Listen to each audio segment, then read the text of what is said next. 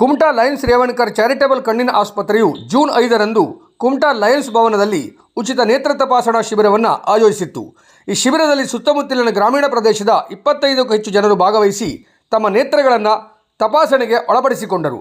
ತಪಾಸಣೆಯ ವೇಳೆ 15 ಜನರಿಗೆ ಮೋತಿಬಿಂದು ಶಸ್ತ್ರಚಿಕಿತ್ಸೆ ಅಗತ್ಯವಿರುವುದು ಕಂಡುಬಂದ ಹಿನ್ನೆಲೆಯಲ್ಲಿ ಅವರನ್ನು ಕುಮಟಾದಲ್ಲಿನ ಲಯನ್ಸ್ ಕಣ್ಣಿನ ಆಸ್ಪತ್ರೆಗೆ ಕರೆತರಲಾಯಿತು.